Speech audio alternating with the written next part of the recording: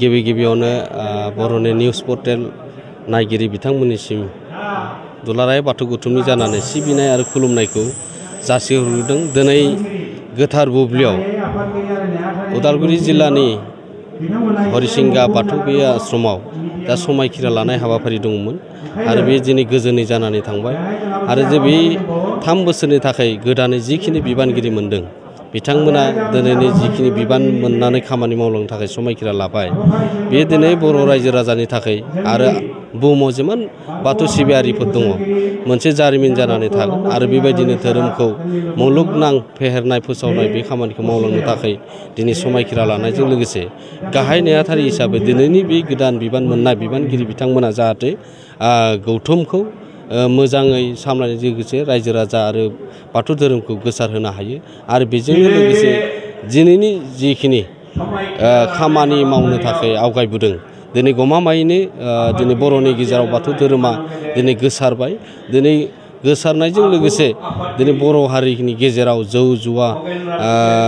सोलोंथाइ बे बिथिङाव गोबां खामानि मावबोनो थाखाय दिनै लाइमोन माइनाव दौरि आफाद गोबाङै खामानि मावबोदों आरो बेजोंनो दिनै आरो मोजांसिन खामानि मावलांनो थाखाय मोजां बिबानगिरिफोरा फैदों आवगायबोदों जिल्ला आफादफोरा जेरैबायदिहाय खामानि मावदों बियाब आफादफोरा जेरैबायदिहाय खामानि मावदों देउरि बिथांमोना फोसावनाय खामानियाव जेरैबायदि खामानि मावदों गमामायैनो दिनै बर' समाजखौ बर' हारिखौ गोजौ मोनसे गेरेमसा हारि दानायाव दुलाराय बाथौ गौथुम आरो बाथौ धोरोमनि गेजेरजों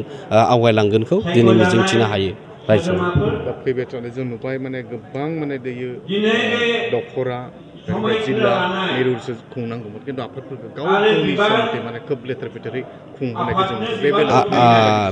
बेयो मोनसे फैबाय थानाय समाव बे 3 बोसोर समफारियाव जों समायखिरा लादों जे मोनसे डिसिप्लिनाव मोनसे खुंनाय जागोन जेरैबायदिहाय गेजेर मालाबा जौ जुवाफोरनि मेला फाथिनानै जौ जुवानि बाथ्राफोराबो जोंनि मिरुनिसिम मोनफैदों बेफोरखौबो जोङो मोजाङै डिसिप्लिनै खुंनो थाखाय जोङो जेरैबायदिहाय दुर्गा फुजानि समाव महामेला फाथिनाय बेफोरथ' बिराद मोनसे गोजोनथाव खौरां किन्तु नाथाय बेयावबो आन्दोआव माबा माबि सोलियो होननानै दुलाराय बाथौ गौथुमनिसिम मेसेज फैदों बेखौ जोङो फोसाबनो थाखाय आरो डिसिप्लिननि थाखाय जों खुंलांनो थाखाय नाजागोन मानो होनबा धोरोमा मोनसे गोथार आरो बे मोनसे जातिनि सिनायथि हारिनि सिनायथि जों हारिखौ जों मोनसे गेरेमसा हारि दानांगौब्ला बाथौ धोरोमनि गेजेरजों